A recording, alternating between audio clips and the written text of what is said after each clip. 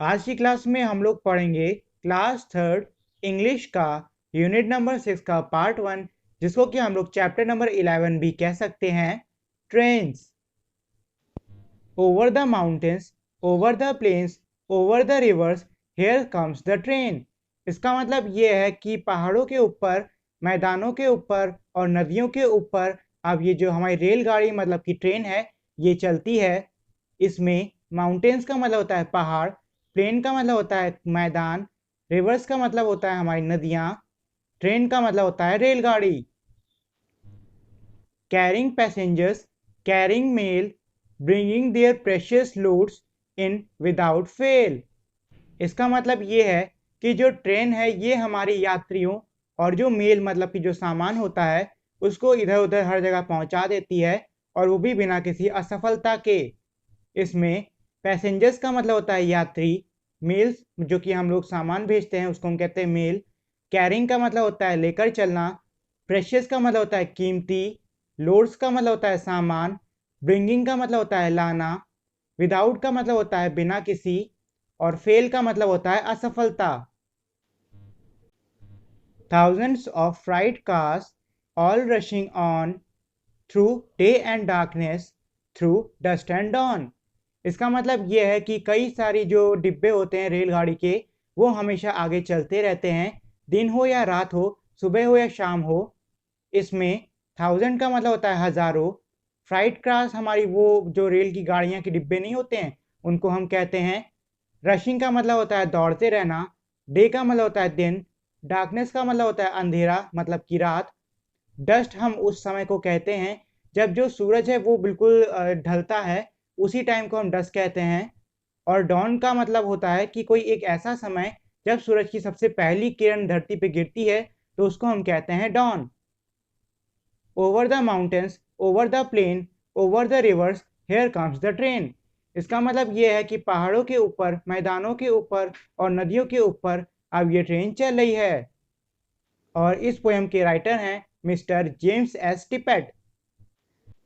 तो ये तो हो गई इस पोएम की मीनिंग। उम्मीद है कि अब आप लोग की इस पोएम की मीनिंग समझ में आ गई होगी।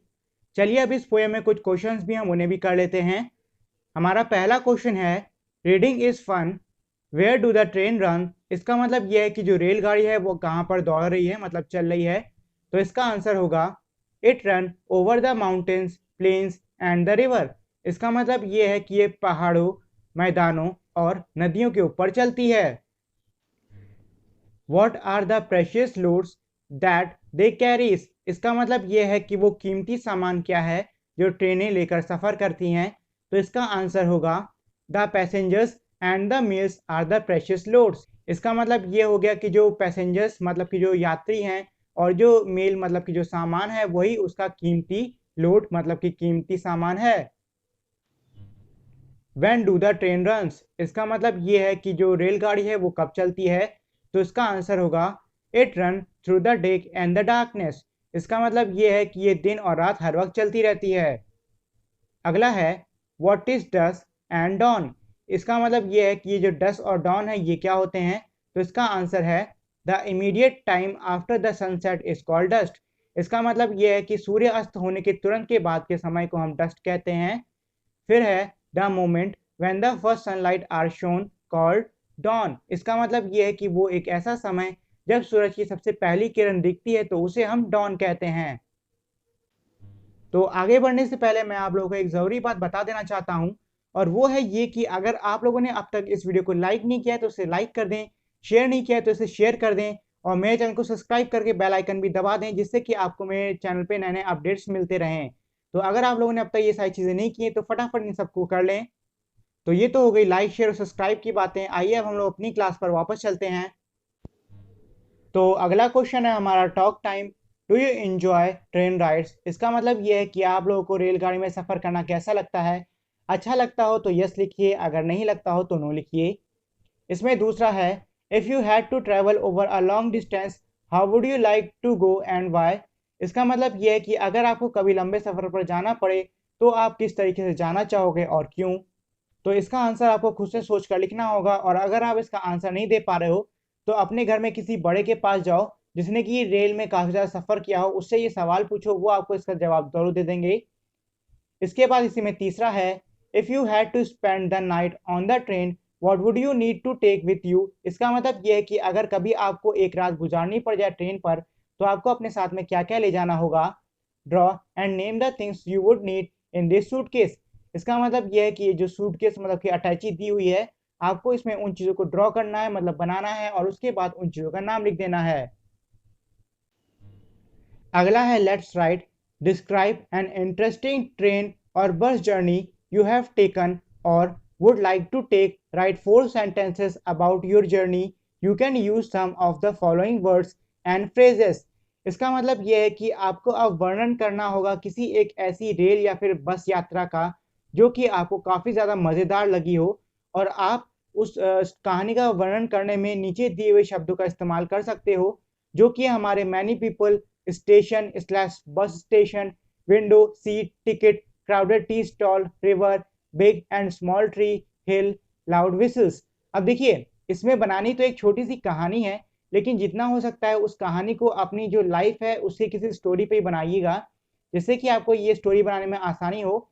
और मान लीजिए कि अगर आपने कभी ट्रेन में सफ़र नहीं किया है तो किसी ऐसे के पास जाइए जिसने कि ट्रेन में सफ़र किया हो, और उससे पूछिए कि उसकी कहानी क्या है, और फिर उसके हिसाब से इस कहानी को बना के लिख डालिए। इसके बाद अगला क्वेश्चन है word building. Sort out these different means of transport into correct group, one has been done for you.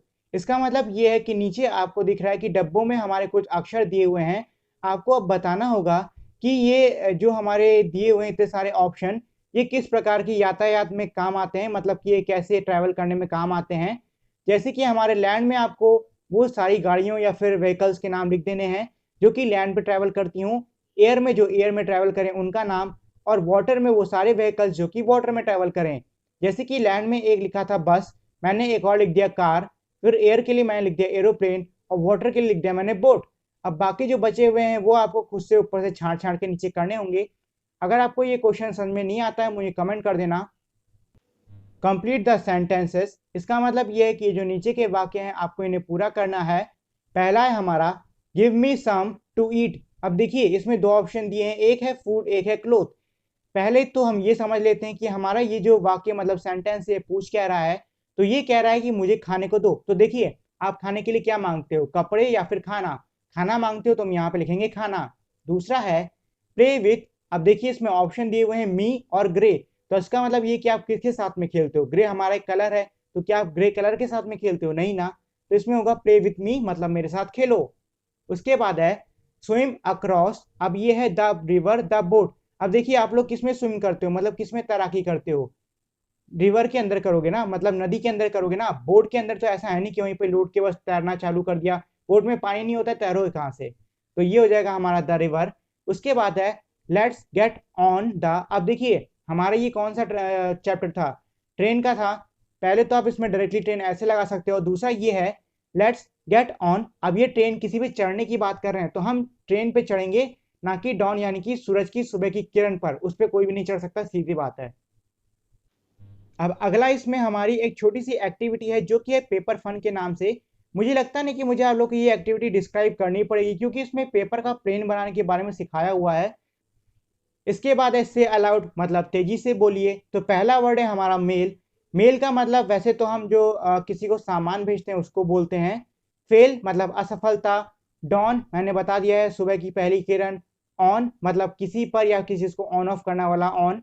Planes, planes का मतलब होता है मैदानी इलाके। और आखिरी हमारा ट्रेन, जिसका मतलब होता है रेलगाड़ी। Engine, engine number 9। Engine, engine number 9। When she polished, she will shine. Engine, engine number 9. 10 will ride on the Shimla line.